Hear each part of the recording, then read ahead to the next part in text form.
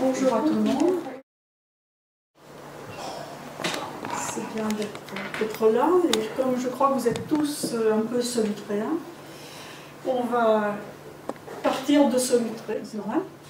Et quand on fouille à Solutré ou ailleurs, on se pose, quand on trouve des objets, des ossements, quand on voit des sédiments, des coups, on se dit, bon, qu'est-ce qu'il y avait autour? Quel était l'environnement? Quel était le climat à l'époque où vivaient les hommes, par exemple, dont on trouve des traces ici?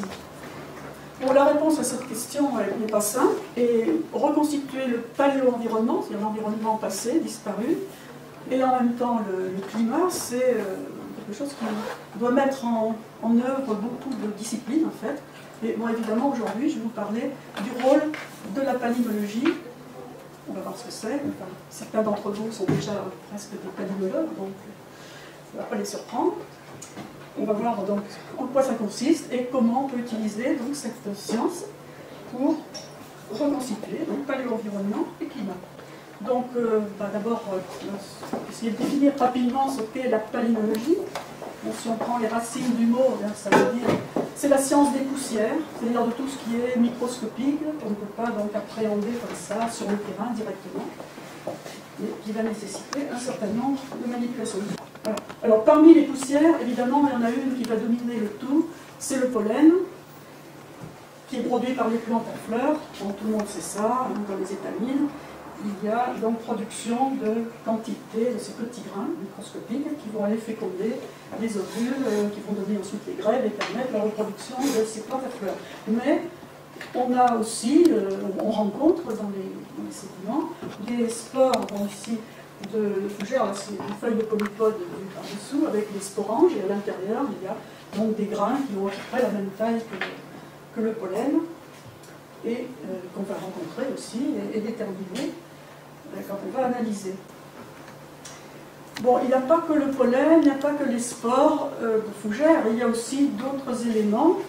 Et je crois que ceux qui ont travaillé déjà sur le pollen, qui ont carotté, analysé, fait des préparations, j'ai vu ça, c'est magnifique. Ils ont rencontré d'autres objets, entre guillemets, des spores peut-être des spores de champignons ou d'autres éléments. On peut rencontrer aussi des algues microscopiques, comme ceci.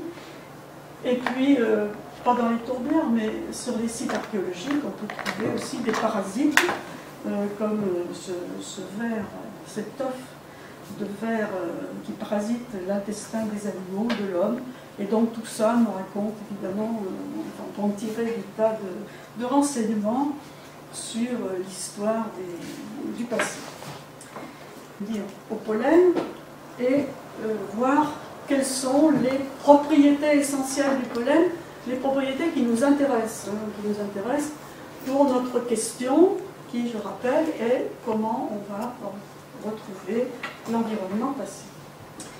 Alors, parmi toutes ces propriétés, bon, il y en a une. La première, c'est que le pollen est souvent, pas toujours, mais souvent produit en très grande quantité et puis dispersé. Alors évidemment, quand il est dispersé par le vent, il y a de très très grandes quantités de pollen qui peuvent s'en aller dans l'atmosphère. Et sur la photo que vous voyez ici, vous avez c'est un parc avec des cèdres, le cèdre qui fleurit en automne et qui fait des multitudes de petits cônes de fleurs à étamines, bourrés de pollen, et puis dès qu'il y a un coup de vent, vous voyez ce que ça donne. Tout cette poussière jaune qui correspond donc à des millions de grains de pollen qui se répandent un peu partout. Bon, j'attire votre attention sur le nom qu'on donne à ces pluies de soufre qu'on voit aussi avec le pin, le sapin, enfin tous les conifères. Bon, c'est pas toujours aussi spectaculaire, mais les arbres à chatons, d'une manière générale, comme les noisetiers, en ce moment les noisetiers sont en pleine fleur, et vous en avez sûrement vu de près. Vous êtes peut-être déjà amusé à secouer les branches et vous voyez tomber des pollen en grande quantité. Voilà, alors donc ça explique que, évidemment, ces grains de pollen vont tomber finalement par terre, aussi sur les feuilles et troncs, mais par terre, dans l'eau, etc. Et ils vont après continuer à vivre une aventure, on verra ce qu'on peut en dire.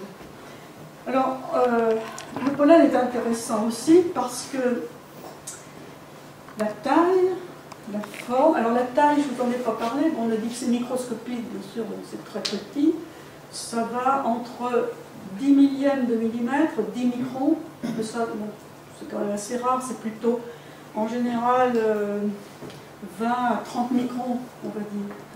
Mais ça peut aller jusqu'à 100 microns, par exemple les gros pollens de sapin, mesurent jusqu'à 100 microns, 100 millièmes de millimètre. Donc c'est quand même très petit. Hein. On partage un millimètre en 1000, on se rend compte hein, de l'ordre de grandeur. Bon, ça c'est une chose. La forme, donc, et puis tout ce qui va ornementer le pollen, ce relief, vous voyez ici un exemple d'une lamier. Ici il y a des épines chez certaines composées. Bon, les ballonnets chez le pin qui expliquent que comme le pollen du cèdre, c'est un pollen qui va pouvoir voler très facilement sous l'influence du vent, hein, et porte très loin. Bon, je vous ai parlé du noisetier à l'instant. Donc 4 exemples hein, illustrent bien la variété des formes. Il y a aussi, donc la forme, il y a aussi des ouvertures. Vous avez peut-être remarqué ici, il y a 3 ouvertures arrondies, 3 pores. Bon, là, ce sont des sillons.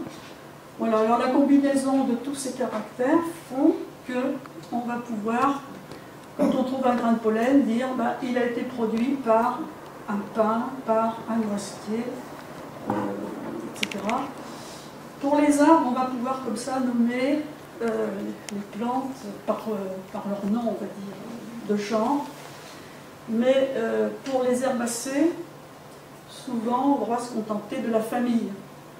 Hein, par exemple, ici, bon, enfin, c'est la lavande. On peut arriver à reconnaître que c'est le type lavande, mais bon, bien souvent, on va dire, ben, on va trouver une lamiacée ou une labiée.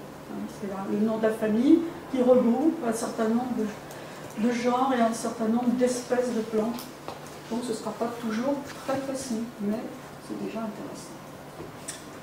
Bon, voilà. Donc l'idée, c'est on peut distinguer les plantes qui ont produit les pollens avec une plus ou moins grande précision.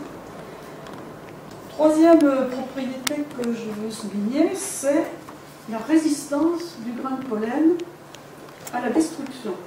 On a dit tout à l'heure, ben, les grains de pollen, vont tomber, certains vont tomber sur les organes reproducteurs de la plante, très bien, mais un grand nombre va partir dans l'atmosphère, se retrouver sur le sol ou dans l'eau. Alors, ceux qui tombent sur le sol, par exemple ici, bon là j'ai représenté schématiquement des grains de pollen de pin, hein, avec leurs 2 ballonnets, et donc qui ont volé, et puis qui sont arrivés, les uns sur le sol, les autres sont tombés sur un plan d'eau.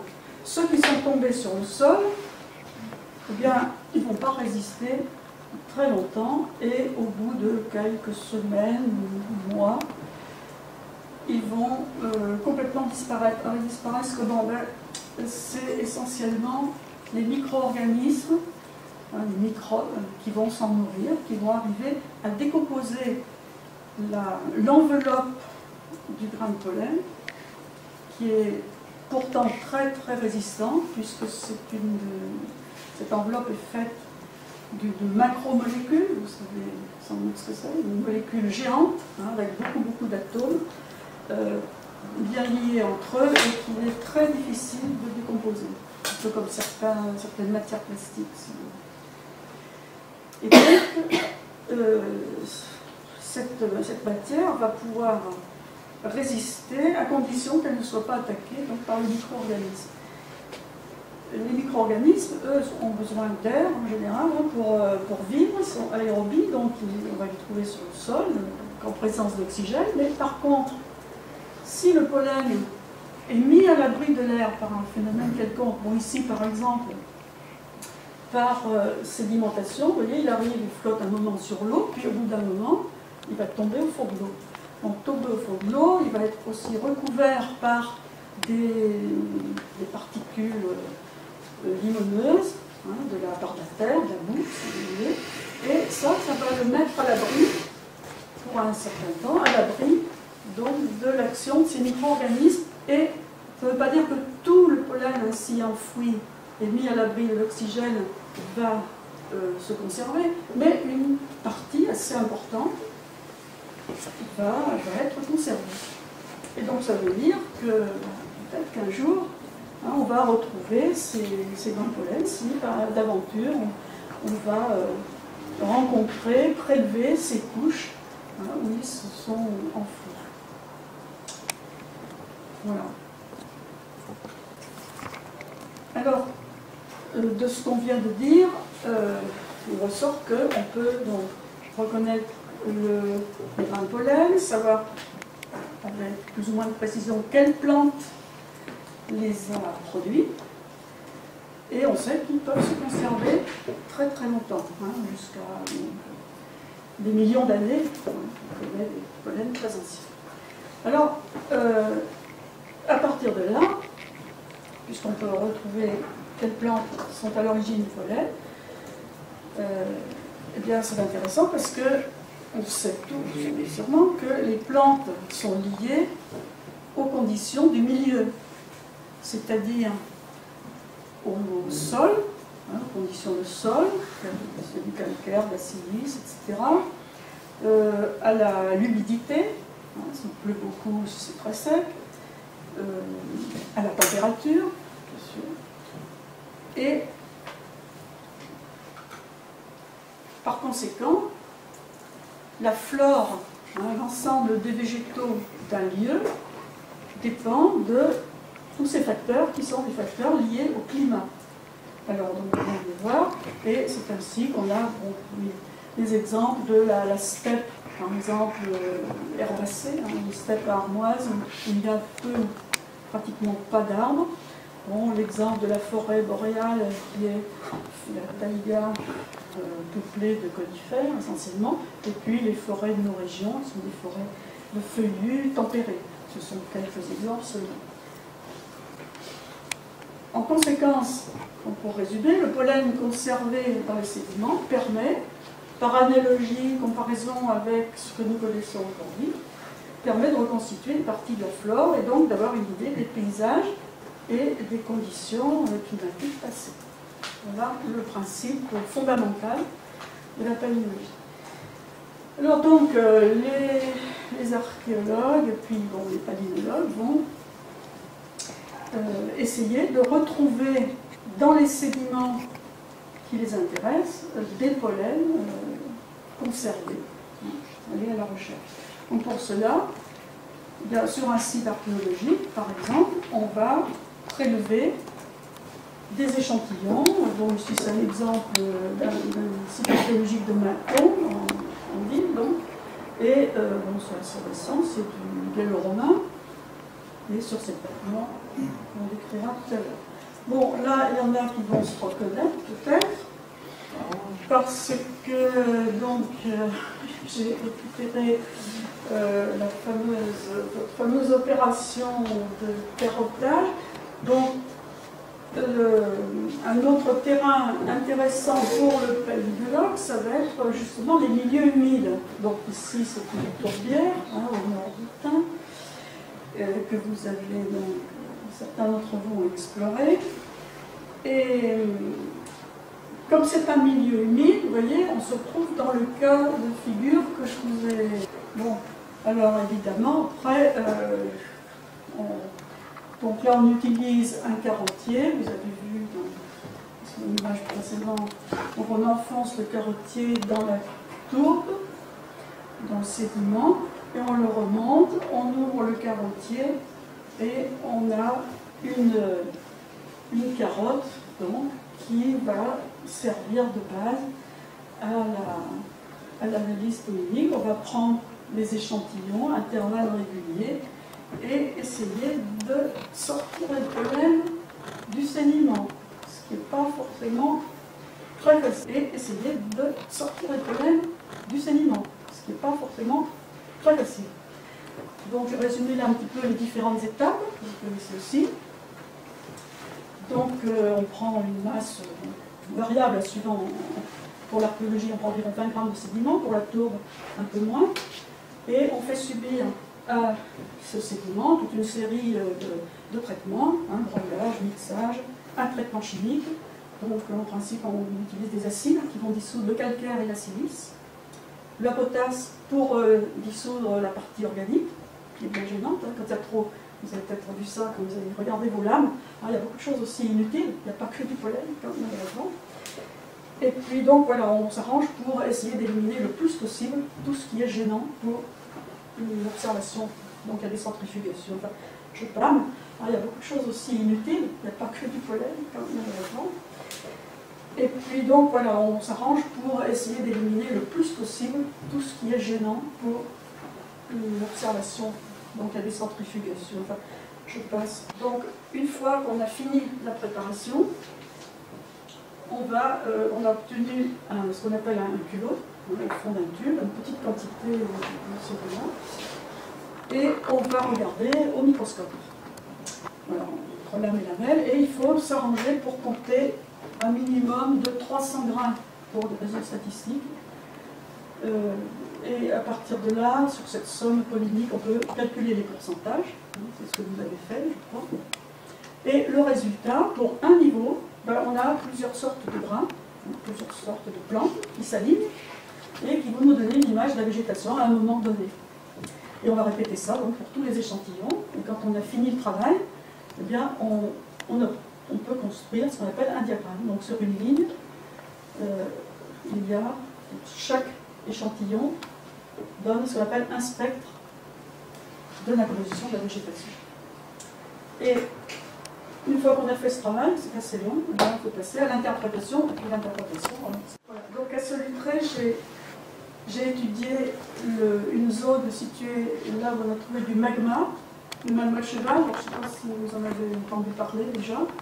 C'est un endroit où vous savez qu'en schématisant beaucoup, à Solutré, on a chassé, les hommes ont chassé les chevaux, et il y a des accumulations d'os de chevaux qui sont entassés les uns sur les autres, enchevêtrés. Là par exemple, je ne sais pas si vous arrivez à distinguer, il y a beaucoup de dents, il y a des os, des pattes, etc., qui sont donc soudés par du calcaire. Et il y a aussi un peu de limon, de particules fines qui sont pris entre les os. C'est la couche.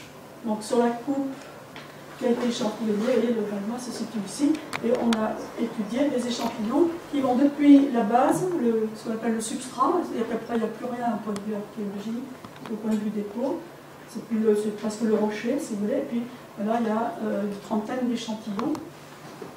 Le résultat, j'ai vu que vous l'aviez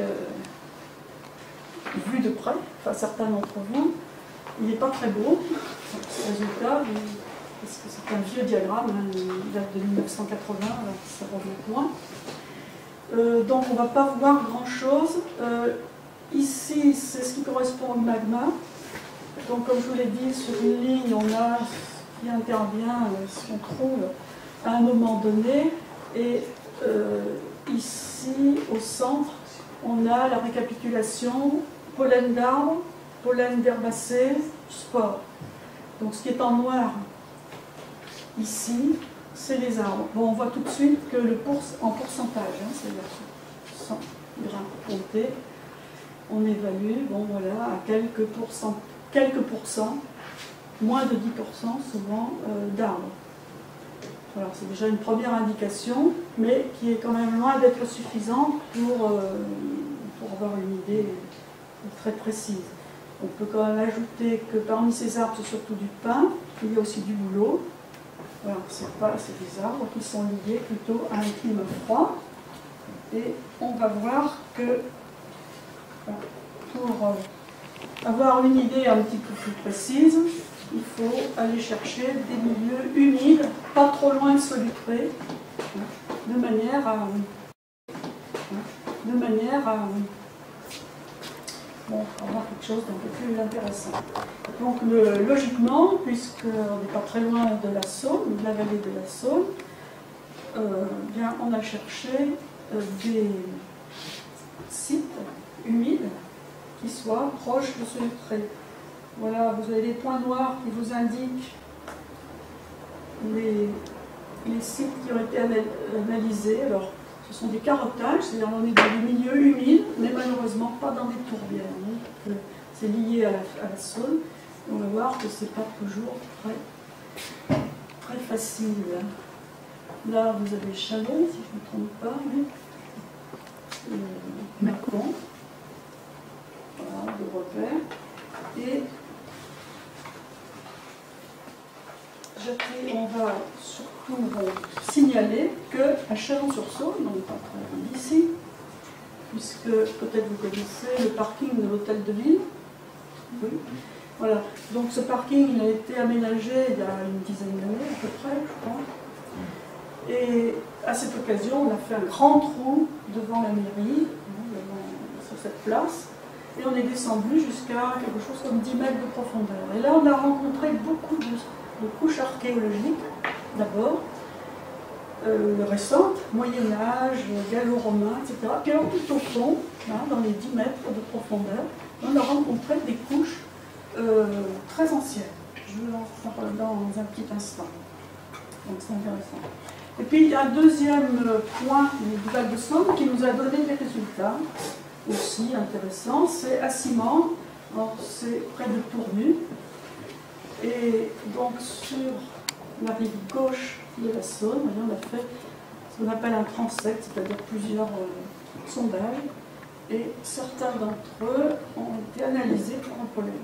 Alors, je vais passer rapidement, mais quand même, je vais quand même vous signaler qu'à Chalon-sur-Saône, vous voyez tout ce qu'on a étudié, c'est quand même pas mal d'échantillons. Alors, ce qui est au-dessus, je n'en parlerai pas parce que bon, c'est pas notre sujet aujourd'hui, c'est très récent, comme je l'ai dit, c'est ce qui est encadré en rouge qui correspond à cette partie profonde. Alors là, on suppose qu'il y avait peut-être un bras de la Saône, parce que la Saône divaguait à cette époque-là, elle n'était pas canalisée entre deux berges comme aujourd'hui, mais c'était un régime qu'on appelle en tresse. Bien ce que ça veut dire. Et peut-être aussi, on ne sait pas, parce qu'il n'y a pas eu d'analyse des sédiments, c'est peut-être une rivière comme la Thalie par exemple, qui arrivait par là, et on ne sait pas, hein, c'est indéfini. Mais en tout cas, on a là un enregistrement polynique qui nous indique une période très froide. Alors, on a obtenu des dates, mais elles sont mauvaises. Elles sont vieillies, parce qu'on a daté des morceaux de bois qui ont vraisemblablement été traînés par la rivière et puis déposés après. Voilà. Et puis à Ciment, c'est pareil. C'est la partie basale qui nous donne des renseignements sur une période froide, qu'on appelle le Drias récent, et où vous voyez qu'il n'y a pas non plus beaucoup d'arbres, donc la colonne arbre noir est au milieu ici. Et voilà, c'est pareil, on n'a pas de date, enfin c'est assez ancien. Mais après, on a des interruptions, on en a une ici, importante, une là, puis peut-être d'autres, donc on n'a pas pu mettre en évidence. C'est-à-dire qu'en milieu fluviatile, les rivières, voilà la Saône par exemple, pas très loin de Ciment, à Gigny, c'est de l'eau courante, hein, donc elle bouge, elle entraîne des sédiments, le pollen, bon, il voyage avec, après il se dépose, mais il peut y avoir des érosions qui emmènent les dépôts quand ils sont formés, et donc comme ça on a des interruptions, enfin un enregistrement qui n'est pas forcément continu. Alors le milieu, c'est intéressant, faute de mieux, mais ce sont quand même toujours les tourbières ou les lacs, à la limite, qui donnent des renseignements plus complets, souvent, et plus fiables. Donc voilà, une tourbière, par exemple, du trait, là, il faut qu'on s'appuie sur des analyses plutôt de ce genre-là, hein, soit tourbière, soit lac. Et il faut un enregistrement assez long parce que Solutré, c'est quand même ancien. Et les exemples que je vous ai montrés auparavant sont un petit peu postérieurs à l'histoire de Solutré. On ne remonte pas encore assez loin pour avoir une idée intéressante. Donc, je ne sais pas si vous avez connaissance, vous connaissez le plateau des Dombes, au nord de Lyon. Enfin bon, sinon, c'est une belle région avec beaucoup d'étangs, beaucoup de lacs. Et au point de vue scientifique, un marais très intéressant qui est le marais des Échecs. Alors, le marais des Échecs, il a enregistré une très longue histoire.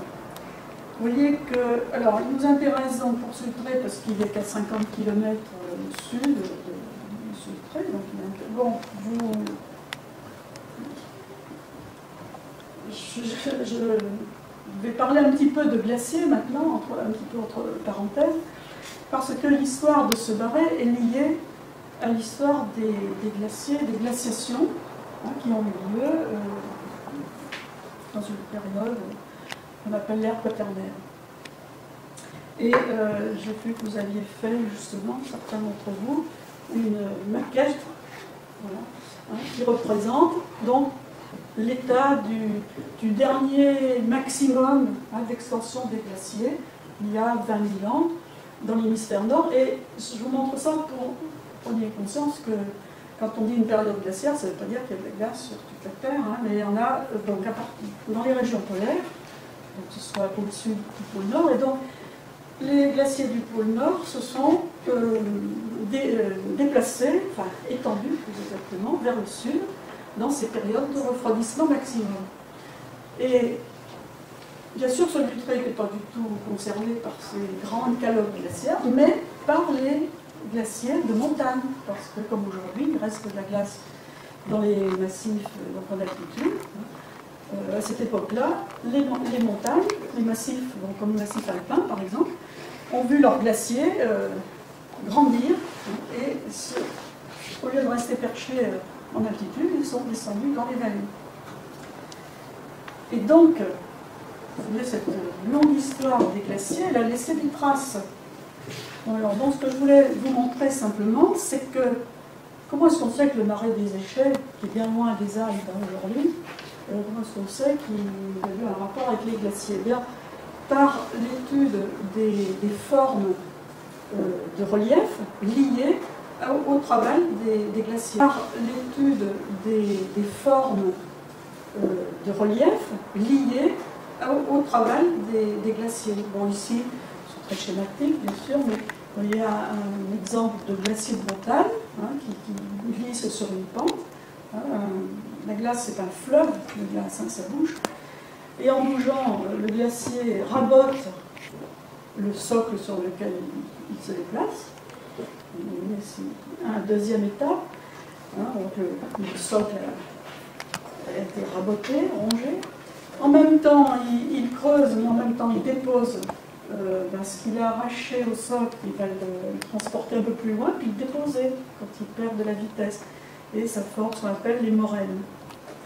Alors donc, dans la région entre les Alpes, si vous voulez, le marais des Échecs, pour prendre un cas précis, eh bien, les géologues, spécialistes des glaciers, c'est une vraie spécialité, ils savent reconnaître les différents stades d'avancée de recul des glaciers en étudiant justement ces dépôts et ces creusements. Voilà, bon, ça c'est pour montrer que le glacier du Rhône, par exemple, bon, il n'y a pas si longtemps que ça, en 1900, donc ça peut aller très vite. Hein, en une centaine d'années, il a reculé dans sa vallée. On voit donc les formes glaciaires qui lui correspondent. Bon. Revenons donc aux Échecs. Alors, au moment d'une avancée glaciaire importante qui a eu lieu au cours du Quaternaire, qui s'appelle, bon, dans les Alpes, on l'appelle la glaciation du Risse, aux alentours de 250 000 à 380 000 ans. Vous voyez, ça c'est le massif alpin, mais qui était entièrement glacé. Et la glace, vous voyez Genève ici, Lyon, la glace descendait donc depuis les Alpes jusqu'ici, sur donc, le plateau des Dombes. Alors Solutré est toujours par là, hein, mais il n'était pas au bord du glacier.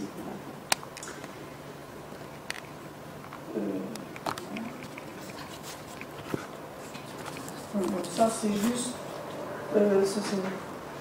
un document produit par un glaciologue ici, donc il montre justement les gros cailloux transportés par les glaciers et qui nous renseigne justement, comme je vous disais, sur la progression des glaces dans le passé.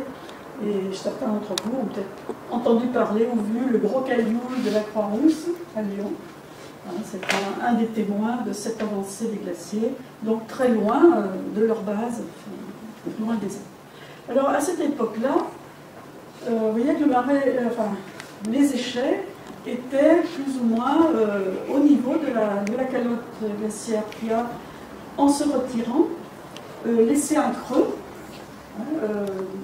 adéquat. Et ils ont été analysés, ils contiennent du pollen, c'est une bonne chose. Et on a donc obtenu une grande séquence pollinique sur, je dis, une cinquantaine de mètres. Alors là, cette image vous montre le dernier maximum glaciaire, celui qui correspondait à votre calotte glaciaire. Hein. Vous voyez qu'à ce moment-là, bon, le glacier, il faut imaginer qu'entre la vue précédente et celle-ci, le glacier s'était retiré, hein, assez loin, vers les Alpes. Là, c'est le stade suivant, la dernière glaciation connue, avant aujourd'hui, où les glaciers sont redescendus, donc, à peu près au même niveau, un petit peu moins loin, puisque vous voyez que le marais des échets est resté en bordure du glacier. Il n'avait pas été recouvert à nouveau par les glaces, ce qui fait qu'il a bien enregistré tout ce qui s'est passé pendant cette glaciation-là. Voilà, alors là, ça c'est l'animation du spécialiste, M. Couterran, voilà, qui montre que la glace, vous voyez bien, bon, en bleu c'est le glacier du Rhône, ce qu'on vient de voir c'est le glacier de l'Arve, ce sont des torrents hein, qu'on connaît aujourd'hui, et puis bon, l'Isère en particulier, c'est le glacier de l'Isère qui est arrivé aux échelles, principalement, et puis le glacier de la Romanche au sud. Voilà. Bon, alors, ceci dit, revenons aujourd'hui, le marais des échets, c'est ça. Il y a des petits signaux ici. Bon, c'est toute cette zone-là qui est un léger creux dans le paysage et qui est quadrillé, voilà, en champs, cultivé, parce que dans les 20 dernières années qui précèdent, on a mis en culture ce marais, c'est-à-dire qu'on s'est arrangé pour le drainer, faire en sorte que l'eau s'en aille, et on a, maintenant on ne sent plus rien d'un marais, hein, c'est une terre cultivée comme les autres. Voilà, mais donc les sondages ont été faits au centre de cette cuvette. Alors, qu'est-ce que ça a donné? Eh bien, un diagramme politique qui est ici très très simplifié et qui est dû à deux palynologues célèbres, de Beaulieu et Reil, 1984. Là, c'est les 39 mètres, 37 mètres exactement analysés, hein, entre moins 2 mètres. C'est-à-dire qu'on n'a pas la fin de l'histoire, hein, la plus récente, mais ce qui nous intéresse, c'est le reste. Alors, je vais quand même revenir ici pour vous situer les choses. Là, ces courbes-là, vous voyez PA et PNA, c'est pollen d'arbre et pollen non arbre, c'est-à-dire herbacé. Donc c'est ce qui résume. Et donc on voit que tout de suite que déjà il y a quelque chose qui a changé entre la base, le milieu et puis la fin. Hein, le taux général de pollen d'arbre a beaucoup varié. Alors les gens qui ont fait cette analyse ont interprété ce diagramme en le découpant, vous voyez, en différentes zones. Et on va les prendre, bon, je vais assez vite quand même, mais tranche par tranche si vous voulez pour bien voir. Donc ici, tout à fait à la base, il y a une zone, vous voyez, donc à gauche ce sont les pollens d'arbres, hein, ici, on a du genévrier, cette pointe bleue là, et du bouleau. Et après, pratiquement rien d'autre. Du côté des herbacées, donc ils sont en bleu foncé. Donc, celles-ci, là, ce sont les poacées, les graminées. Ensuite, nous avons l'armoise, la deuxième. Et puis, là, un ensemble de plantes qu'on appelle des plantes stépiques, c'est-à-dire bon, qu'on va trouver justement dans les steppes, dont on a parlé tout à l'heure, hein, steppes armoise. Voilà. Donc, ceci, je pourrais vous poser la question, vous me répondriez sûrement facilement que c'était une période plutôt froide ou chaude? Froide, voilà, hein, on est bien d'accord. Une période froide, hein, où les arbres ne peuvent pas se développer.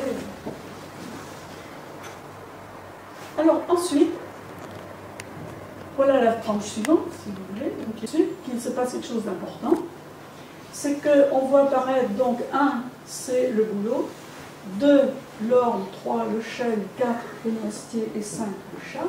Et c'est donc des arbres feuillus, c'est-à-dire des arbres qui perdent leurs feuilles en hiver, hein, c'est ce qu'on connaît dans nos forêts actuelles, dans nos forêts tempérées. Et que de l'autre côté, du côté des herbacées, nos grosses quantités d'armoises, de poacées, etc., elles ont fondu, hein, et il reste presque plus rien. Et même chose pour les stépis. Donc, on a une succession végétale ici, un enchaînement, hein, d'arrivée d'arbres qui nous indique que le climat, forcément, enfin d'abord la physionomie du paysage a changé, hein, c'est-à-dire qu'on va vers une forêt de type tempéré, et par conséquent, on peut en déduire que le climat s'est réchauffé dans cet intervalle. Et bon, si on regarde de près la répartition de tous ces arbres aujourd'hui, on constate que c'est lorsque le charme, hein, qui est donc le numéro 5, est à son maximum, c'est qu'on est au maximum de réchauffement du climat. Parce qu'il ne se rencontre pratiquement pas dans les latitudes nordiques. Hein, enfin, en Scandinavie, etc. C'est ça limite. Alors que les autres, bon, le pin, on trouve toujours plus au nord. Et ensuite, eh bien, on constate que ces arbres-là qui avaient atteint leur apogée, ils régressent et qu'ils sont remplacés par des conifères, le sapin et l'épicéa. Puis le pin, bien entendu, qui va apparaître ici. Donc, c'est pareil, quand on regarde les arbres, ces conifères actuels, on s'aperçoit que ce sont des arbres qui ont besoin d'un climat plus frais, plus humide aussi que les autres, et donc leur apparition et le fait qu'ils remplacent les autres nous indique qu'il s'amorce quelque chose vers un nouveau refroidissement, on dit une dégradation du climat. Voilà. Et puis cette dégradation, elle se confirme ici, parce qu'on revient à quelque chose qui n'est pas tout à fait ce qu'on avait là au départ, mais où tous les arbres ont un peu régressé, mais surtout les stépiques, ici, ont repris de l'ampleur. Donc c'est un premier refroidissement. Et puis, bon, là, je ne vais pas en détailler tout, miette par miette, mais on voit tout de suite qu'on retrouve un schéma un peu analogue à celui-ci. C'est-à-dire que, bon, à nouveau, les feuillus redémarrent. Ce qu'on interprète comme un nouveau réchauffement, avec, vous voyez, interrompu par un petit coup de froid. C'est pas simple, en fait.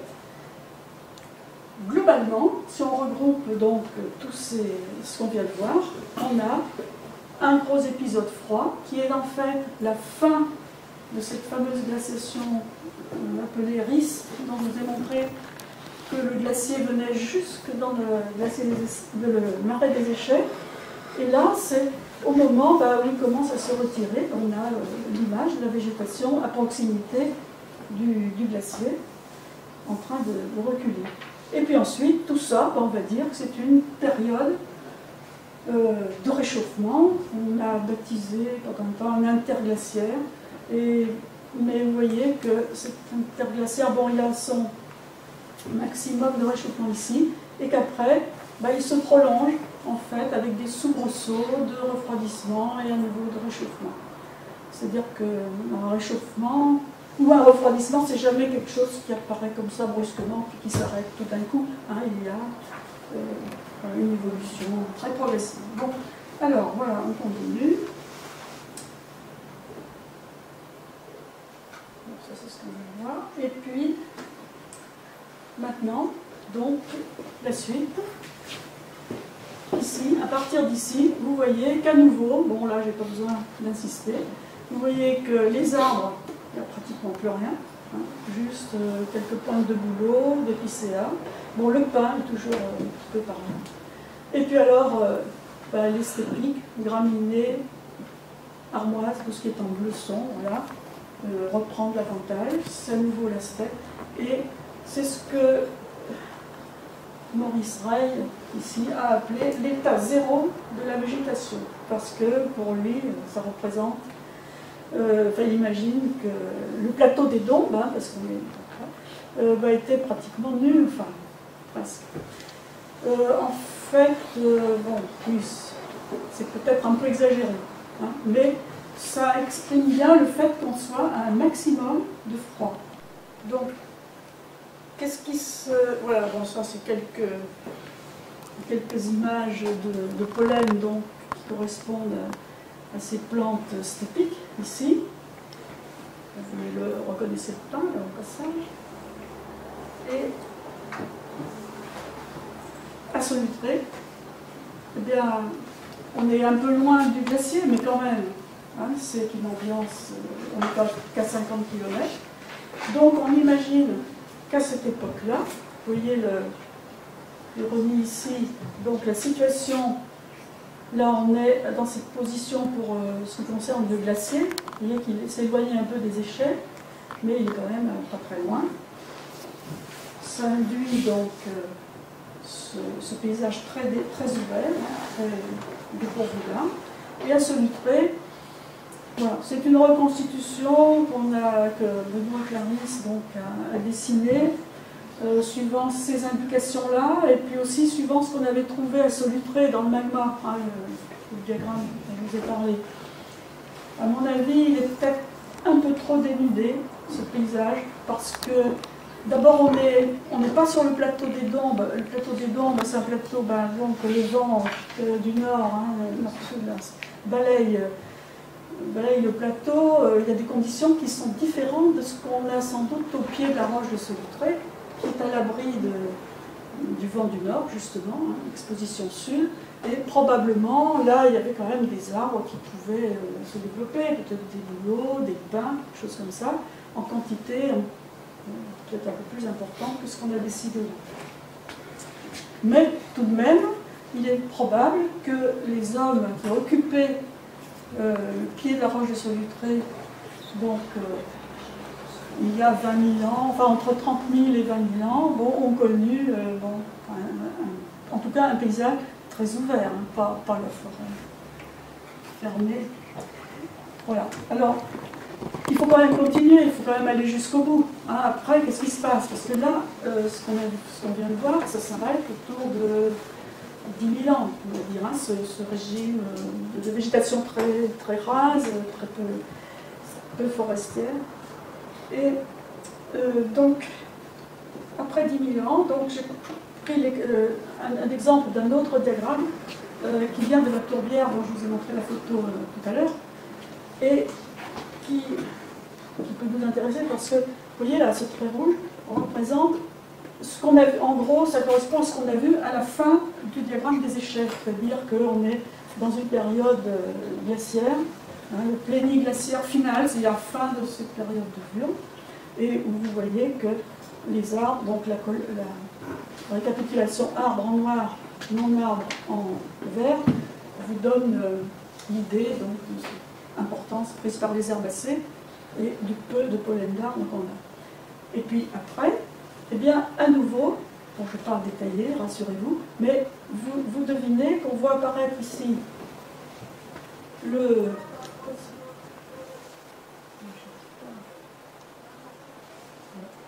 vous avez cette pointe donc à gauche orange, hein, et la suivante, qui sont le bouleau, le genévrier. Je vais vous mettre les noms, voilà. Le genévrier, le bouleau, comme tout à l'heure, hein, aux échelles, on va appeler, quand la végétation commence à... Voilà, puis le pin, donc cette grosse masse noire, qui correspond à un début de réchauffement important. Puis ensuite va apparaître le noisetier, la chêne-lénique, c'est-à-dire le chêne, le tilleul, l'orme, un ensemble d'arbres feuillus. Et puis, à la suite de ça, le sapin et le hêtre, comme tout à l'heure on avait le sapin et l'épicéa. C'est-à-dire l'enclenchement d'un réchauffement important qu'on a appelé le tardiglaciaire, donc pour la partie qui est là, c'est-à-dire où on a encore une ambiance froide, mais ça se réchauffe progressivement. Les terrains qui étaient gelés, enfin pris par un peu englacés, se libèrent et les arbres peuvent se développer. Voilà. Et puis ensuite, toute la période qu'on appelle l'Holocène, qui est la période que nous vivons aujourd'hui. Et cette période que nous vivons aujourd'hui, eh bien, pour les palynologues du futur, enfin même actuels, elle pose, elle met en évidence un certain nombre de caractéristiques qui sont liées à l'action de l'homme. Parce que l'homme, eh ben, il y a, vous voyez, par exemple, cette baisse du pourcentage d'arbres, elle n'est pas normale, puisqu'on est dans une dynamique de réchauffement. Normalement, bon, il n'y aura pas... Et là encore, ce n'est pas très net, mais sur certains autres diagrammes, la courbe des arbres, elle plonge complètement. Pourquoi? Parce que l'homme, eh ben, l'homme défriche, vous savez bien, gère les forêts, hein, on utilise le bois pour se chauffer, pour construire, etc., puis pour dégager des terrains pour les cultures. Et donc, vous voyez grimper ici, anormalement, les poissets, et puis bon, vous avez les céréales, qui sont des indices de culture, qui apparaissent dans tous les diagrammes de Tourbière, qui ont bien enregistré toute cette histoire. Voilà un petit tour d'horizon, vous voyez, on s'est promené entre, on va dire, pour simplifier, entre moins 150 000 ans et aujourd'hui, grâce au pollen. Et ce que je vous ai montré en France, mais aussi dans tous les pays du monde, des tourbières ou des lacs qui décrivent la même évolution, bon, avec des différences régionales, bien sûr. En milieu méditerranéen, ce ne sera pas tout à fait la même chose, mais la tendance est la même. Donc, même dynamique, hein, de réchauffement. Et puis, pour les périodes plus anciennes, eh bien, on a plusieurs longues, ce qu'on appelle des longues séquences, comme celle des échelles, qui nous permettent de remonter donc beaucoup plus loin et de voir que c'est un phénomène qui s'est répété plusieurs fois dans l'histoire de notre territoire et qui en révélant toujours les mêmes successions. Alors ça, c'est pas pour les détailler, mais pour vous montrer que les grandes séquences comme les échelles sont là, mais vous voyez tous les points qui sont là sont des marais ou des lacs qui ont permis de remonter comme ça dans le temps avec l'histoire de la végétation. Donc ce qu'on a vu pour les échelles, ce n'est pas un phénomène local isolé, ça fait bien partie d'un ensemble et tous montrent la même chose. Et voilà, dans le Velay, dans le Massif central, on a une succession, là vous voyez, on remonte jusqu'à 480 000 ans, donc plus loin que ce qu'on a vu aux échelles, et vous remarquez, hein, vous reconnaissez ces tendances au réchauffement qui s'expriment par l'arrivée des arbres feuillus qui sont représentés là en rouge orangé. Et puis entre chaque vague d'arbres qui expriment le réchauffement, eh bien, on a les refroidissements, hein, les périodes de refroidissement. Voilà, c'est donc une succession bien typique et non isolée.